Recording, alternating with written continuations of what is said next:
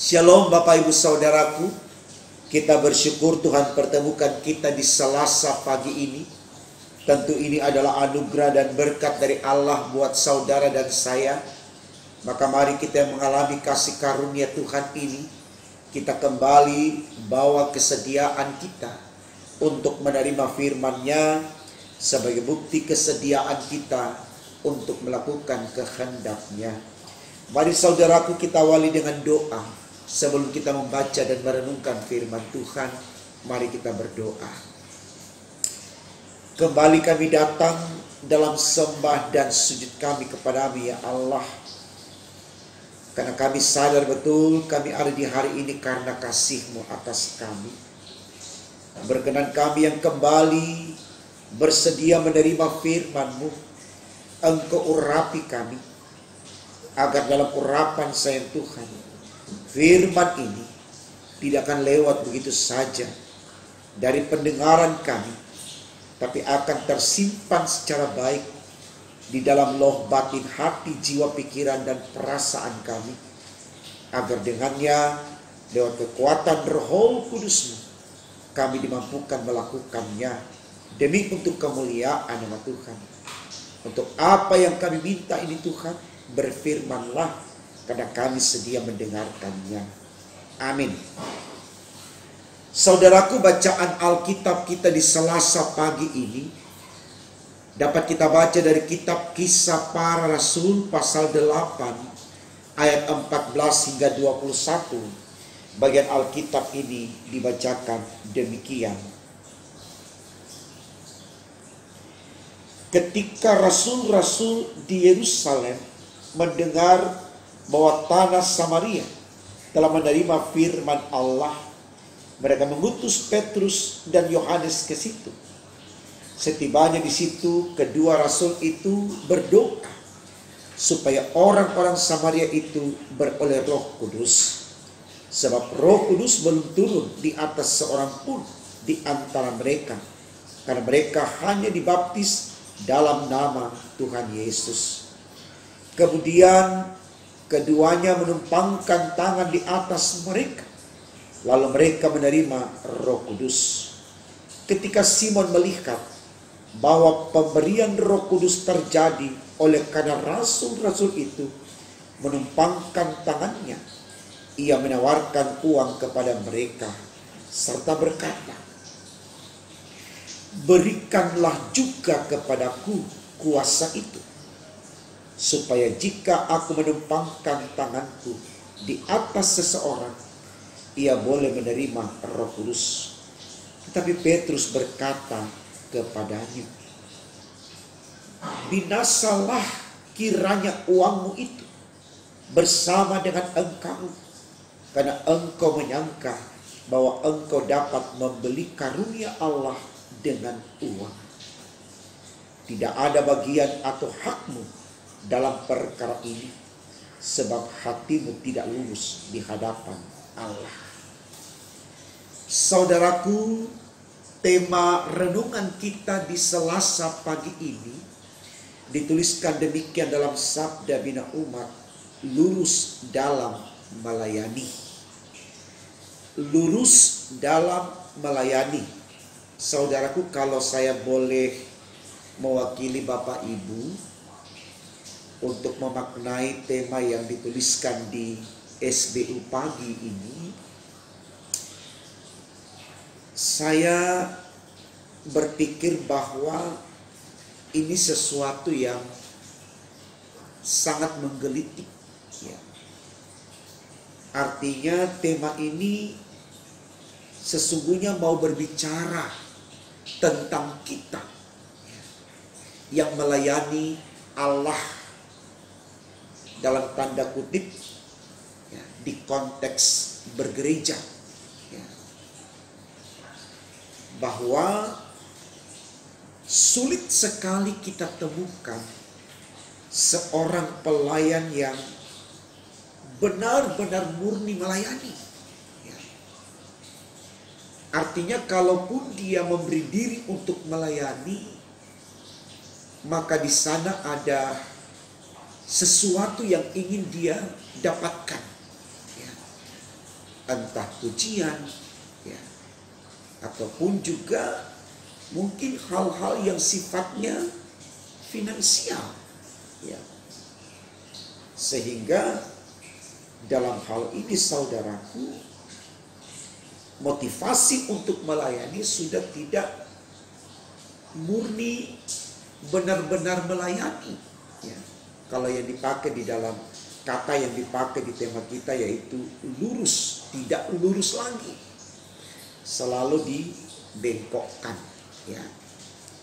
Nah, tentu ini baik saudaraku untuk kita renungkan, ya, karena saya katakan tadi ini sesuatu yang sangat menggelitik kita dan wajib bagi saya untuk kita introspeksi diri, apakah betul kita adalah sosok pelayan yang tidak lurus, pelayan yang melayani dibarengi dengan embel-embel kedagingan, ya, dihormati, disanjung, ya, mau dipuji, ya, atau mencari sesuatu yang lebih di luar dari hasil pekerjaannya, ya. Jadi sekali lagi saudaraku, ini baik untuk kita renungkan supaya kita mulai membenahi diri kita kalau ternyata kita adalah masuk dalam hitungan orang-orang yang memiliki motivasi yang tidak benar di dalam melayani, ya. Jadi saya katakan tadi, tidak sedikit kemudian orang, ya, membangun pelayanan dengan motivasi yang salah, ya.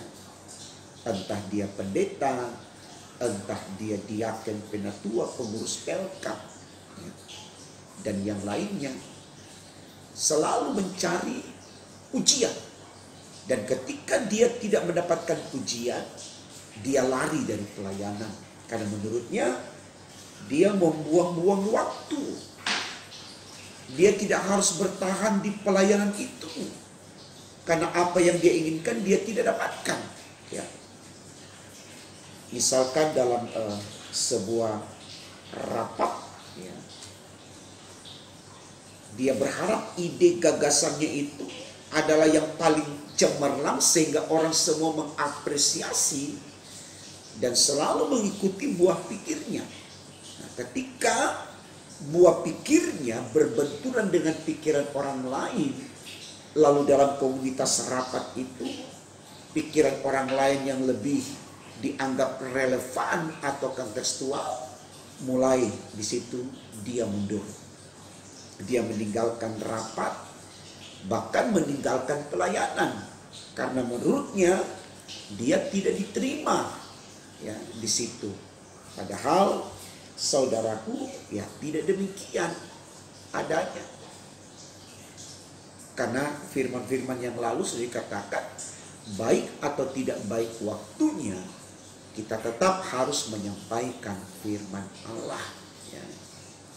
Atau misalkan karena dia seorang penatua atau dia masuk dalam kelompok PHMJ misalkan kalau untuk di GPIDE, jadi dia merasa dia punya otoritas, ya, untuk mengkondisikan segala sesuatu menurut jabatan dan kewenangannya, ya. Sehingga dia merasa bahwa jabatan gerejawi itu sesuatu yang mengangkat derajatnya untuk selalu diikuti, ya. Saudaraku, saya pikir ini pemikiran yang sangat keliru, ya. Tidak demikian. Tetapi bagaimana kita melayani betul-betul dalam kepekaan nurani dan kepekaan iman, supaya kita juga belajar melihat gagasan dari orang lain yang mungkin lebih relevan, lebih kontekstual dengan kebutuhan di jemaat tersebut, ya. Jadi sepanjang kebijakan yang diambil itu didukung oleh lebih banyak daripada yang tidak didukung, maka kita harus mengikuti di situ. Ya. Biasa dalam sistem yang dipakai dalam sebuah pengambilan keputusan, kalau 3/4, ya, lebih dari setengah, maka itu yang akan diikuti. Ya. Itu sistem musyawarah untuk mendapatkan mufakat, demokrasi. Ya. Jadi jangan kita paksakan kehendak kita. Kalau suara terbanyak yang menyetujui itu, kita harus melemburkan diri. Jangan kita paksakan ego kita, sombong kita. Hanya karena kita merasa kita pintar, kita cerdas, secara akademik nilai kita lebih tinggi dari orang lain. Saya mau katakan, nilai akademik tidak menjamin dia sudah lebih tahu daripada orang yang nilai akademiknya lebih rendah daripada dia. Karena ada juga proses pengalaman hidup yang dia jalani, itu lebih mematangkan orang itu untuk menyikapi sesuatu hal yang dihadapi dalam hidup, ketimbang orang yang hanya terus pintar karena baca buku misalkan begitu. Karena sehingga nilainya selalu 9, 100 dan seterusnya. Ya. Jadi jangan kita bertahan pada ego kita. Ya. Atau mungkin hanya karena di kantor kita punya jabatan yang tinggi, lalu kemudian kita mau bawa jabatan itu di gereja, itu salah. Ya. Silakan saudara memerintah dengan kewenangan dan kekuasaan yang ada di kantor, tapi ketika kita berbicara di gereja, konteksnya benar-benar melayani, bukan mentang-mentang atau sombong. Ya, ya makanya Bapak Ibu Saudaraku, jabatan pendeta sebagai ketua majelis jemaat jangan dipahami karena dia ketua, lalu dia tidak harus turun, ya, untuk melakukan hal-hal yang kecil yang menurutnya tidak pantas dikerjakan oleh sebutan ketua. Tidak. Walaupun dia ketua majelis jemaat, dia harus turun melihat, misalkan sampah, misalkan menyapu dan seterusnya. Itu hal-hal yang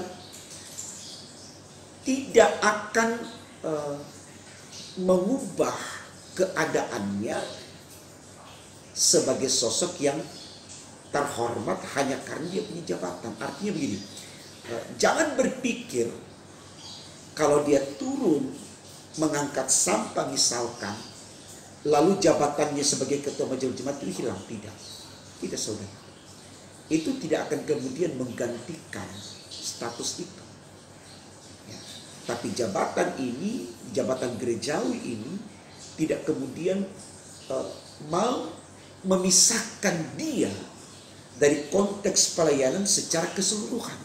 Nah, ketika kita bicara pelayanan keseluruhan, apa saja yang namanya pelayanan dalam gereja, kita wajib terlibat di dalamnya. Ya. Nah, ini baik juga untuk para ketua majelis jemaat yang saya pikir juga ada yang merasa dia karena dia ketua, dia berkuasa menentukan semuanya, sehingga dia tidak lagi melihat apa yang menjadi kebijakan bersama dalam setiap keputusan yang ada. Ya. Mudah-mudahan ya ini benar-benar menjadi teladan baik khotbah di pagi hari ini, lurus dalam pelayanan. Ya. Ini dalam konteks ruang ketika kita berbicara tentang kepentingan kita di dalam memanage pelayanan. Nah, ada juga saudaraku dalam hal ini, hal lain seperti yang diuraikan dalam bacaan kita menyangkut dalam tanda kutip uang. Ya. Sangat berbeda kemudian kalau dalam keputusan di sidang majelis atau mungkin telah dituangkan di dalam anggaran, buku anggaran 1 tahun periode yang berjalan, ya, angka misalkan transport, ya, untuk pelayanan ini dan seterusnya, ya, itu tidak menjadi salah kalau kemudian kita minta atau diberikan kepada kita, karena memang itu sudah ditetapkan. Tetapi yang menjadi salah di sini saudaraku, kalau kemudian kita mulai nilai pelayanan kita, ya, mungkin lebih aktif dan seterusnya, sehingga kita meminta angka lebih dari apa yang ditetapkan di buku anggaran. Ini yang keliru. Jadi bukan berarti saudaraku kita tidak boleh mendapat upah, ya, dalam pelayanan, dalam bentuk finansial seperti transport dan lain sebagainya. Tidak. Itu sesuatu yang juga harus diberikan kepada para pelayan. Itu ditetapkan oleh Paulus dalam surat-suratnya, ya. Kadang-kala memang kalau pendeta yang berbicara begini saudaraku, ini sangat riskan sekali, ya. Seakan-akan pendeta meminta upah dari pelayanannya, padahal memang pelayanan pendeta harus didukung secara finansial. Jangankan pendeta, ya, majelis diaken penatua juga harus didukung secara finansial, pelayan PAPT dan seterusnya. Jadi bukan cuma pendeta saja, semua nama pelayan. Yang dipersoalkan di sini adalah kalau budget yang ditentukan nominalnya katakan 30.000, hanya karena kita merasa kita lebih aktif daripada yang lain lalu kita minta 100.000, ini yang tidak wajar, ya. Kalau kata dipakai di tema kita, ini bukan pelayan yang lurus. Jadi motivasinya sudah mencari keuntungan di luar dari yang sudah ditetapkan. Tidak sedikit Bapak Ibu Saudaraku, ya, ini koreksi untuk hamba-hamba Tuhan, para pendeta, ya. Ketika dipanggil untuk melayani, dia tanya dulu fasilitasnya apa, ya. Mulai dari transport, penginapan, ya, makanan, ya. Terus fee-nya dibayar berapa, ya. Biasa ada kelakar yang dipakai uno piro, gitu, ya. Ini berbahaya saudaraku. Ya. Saya punya pengalaman di Bukit Harapan. Saya katakan tidak semua ibadah pengucapan syukur wajib harus diberikan transport kepada pelayan firman. Kalau ada, silakan. Angkanya pun tidak ditentukan. Karena di sini kita sudah ditetapkan untuk mendapatkan upah per bulan untuk melayani. Jadi pelayanan-pelayanan sifatnya insidentif, kita tidak lagi harus pakai angka di sana. Ya. Kita tidak lagi meminta berapa saya akan dibayar. Mau apa yang ditetapkan di 1 bulan itu cukup atau tidak, kita harus ikhlas tetap melayani tanpa memikirkan untung atau rugi. Ya, kita percaya Tuhan yang akan cukupkan. Burung di udara tidak menanam tapi menuai, apalagi hamba Tuhan yang melayani, ya. Jadi ada program yang kemudian saya hilangkan karena menggunakan kata wajib. Kalau pimpin ibadah pengucapan syukur harus sekian angkanya, sehingga ada jemaat yang merasa tidak mampu sehingga enggan untuk bikin ibadah pengucapan syukur, ya, karena sudah terganggu dengan angka yang ditetapkan. Ya, saya berharap ini tidak terjadi di mana-mana. Kita harus mensupport pelayanan Tuhan Bapak Ibu Saudaraku. Bukan karena angka yang harus kita dapatkan sesuai dengan keinginan kita, tapi karena kita merasa bertanggung jawab atas pelayanan yang Tuhan berikan. Soal berkat, Tuhan tahu apa yang terbaik untuk kita. Jadi tidak usah kita meminta sesuatu di luar dari apa yang ditetapkan. Ya. Sepanjang memang hal-hal itu tidak pantas untuk kita minta. Jadi saudaraku, saya pikir ini baik sekali dan kita bersyukur keteladanan ini diberikan contoh oleh para rasul dalam bacaan kita, ya. Di situ ada sosok seorang Simon yang mencoba untuk menawarkan uang kepada para rasul supaya dia bisa melayani. Di sini para rasul tidak tergoda dengan uang itu. Jadi mau dikatakan mereka melayani bukan karena uang. Kalaupun orang itu meminta hikmat dan kuasa, minta kepada Allah. Allah akan memberikan sepanjang kuasa itu. Dia pakai untuk mempermuliakan nama Tuhan. Jadi bukan untuk jabatan dia minta, ya.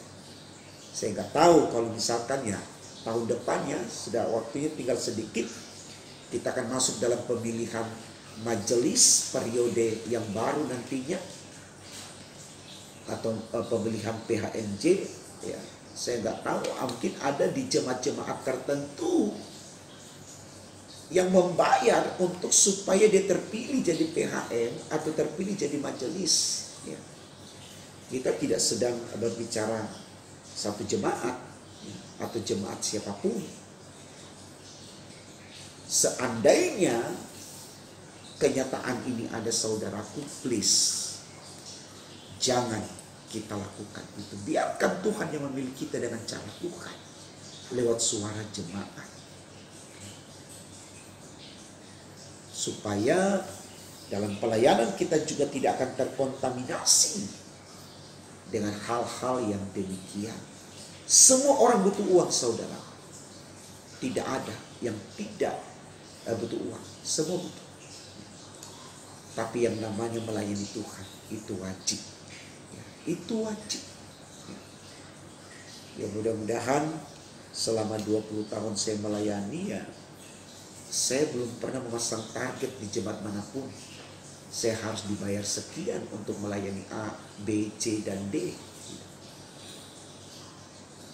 Tapi berkat yang datang, biarkan itu atas kebijakan atau atas keputusan orang tersebut. Yang saya aminkan itulah berkat dari Tuhan buat saya lewat orang tersebut, tanpa harus meminta atau menentukan angka dan seterusnya. Ya, karena ini pelayanan, Bapak Ibu Saudaraku. Pelayanan. Besar atau kecil bukan menentukan kebahagiaan kita, tapi mensyukuri apa yang kita dapatkan. Itu yang menentukan kebahagiaan kita.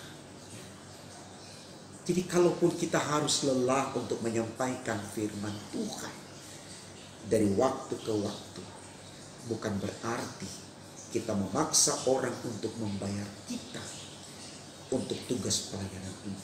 Biarkan pelayanan ini kita lakukan dalam kehendak Allah. Soal berkat, Tuhan yang tentukan saja. Sangat berbahaya kalau kemudian seperti apa yang dikatakan Petrus dalam ayat 20 bacaan kita, dikatakan begini. Tetapi Petrus berkata kepadanya, binasalah kiranya uangmu itu bersama dengan engkau, karena engkau menyangka bahwa engkau dapat membeli karunia Allah dengan uang. Sangat berbahaya, saudara. Kita berpikir kalau kita minta bayaran tinggi untuk pelayanan kita, kita sudah merasa sangat kaya, katakan begitu. Sudah tidak akan ada lagi masalah kita. Tidak, saudara. Tidak demikian. Karena uang dalam bentuk banyak atau sedikit tidak menentukan kebahagiaan kita. Ya. Kalaupun ada orang yang bilang itu menentukan kebahagiaannya, ya sah-sah saja. Tapi mari kita berenung. Ada banyak orang yang punya uang banyak, tapi dia tidak menikmati hidupnya. Bahkan orang yang banyak uangnya, ya, yang banyak sekali mengalami stres, ya. Dan kemudian mati sia-sia karena menggunakan uang dengan sembarangan, katakan begitu. Tapi di sini syukur itu saudaraku yang menentukan kebahagiaan kita. Bersyukurlah kalau Tuhan masih beri kesempatan kepada kita untuk melayani, karena upahnya lebih daripada uang, yaitu sorga. Mudah-mudahan sebagai pelayan, walaupun sudah berada di angka 20 tahun, saya melayani Tuhan, tidak kemudian merasa bahwa ini saat yang harus dibayar dengan harga yang mahal. Tidak. Tapi berapapun itu, dalam ketentuan Tuhan, terimalah dengan sukacita. Dan kalaupun kita sudah menerima, bukan berarti kita tidak memberi. Ya. Seperti kolekte, persembahan syukur, dan lain sebagainya, itu sesuatu yang juga harus oleh hamba-hamba Tuhan lakukan.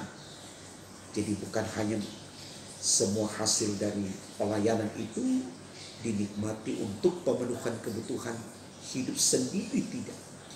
Tapi gunakanlah juga itu untuk menolong orang lain. Jadi jangan kita dikondisikan dengan uang, saudaraku. Sekali lagi, uang tidak menjawab kebahagiaan kita, tapi bentuk syukur kita kepada Tuhan, itulah yang membuat kita bahagia, baik di dunia maupun di akhirat atau sampai ke surga. Semangat dan selamat menjalani pelayanan yang lurus, seperti yang ditegaskan di tema khotbah kita dan yang diteladankan para rasul dalam bacaan kita, supaya kita melayani tidak dalam motivasi gila hormat, minta disanjung, minta diakui, minta dikhususkan, tidak. Dan kita melayani bukan karena kita ingin mendapatkan uang yang lebih, tetapi benar-benar kita melayani karena kita bersyukur kepada Allah yang memberkati kita. Tuhan memberkati firman-Nya. Amin. Mari kita berdoa, saudara. Terima kasih Tuhan, karena Engkau sudah memberkati kami di pagi hari ini. Pencerahan yang Engkau berikan kepada kami menyadarkan kami bahwa melayani Engkau tidak harus dimotivasi dengan keinginan kedagingan, hasrat untuk menjadi kaya atau terkenal atau ditakuti. Tidak. Tapi melayani, kami meneladankan Kristus sebagai Ebed Yahweh, hamba Allah yang rela menderita untuk melayani. Kami mohon Tuhan, berkati kami terus dengan apa yang ada pada kami, agar kami tidak pernah berhenti bersyukur dalam situasi apapun. Karena syukur itulah kebahagiaan kami di dunia sampai ke surga. Berkati kami hari ini dengan apa yang ada pada kami, demi untuk kemuliaan nama-Mu. Di dalam nama Tuhan Yesus kami sudah berdoa kepada Bapa di surga. Haleluya, puji Tuhan. Amin.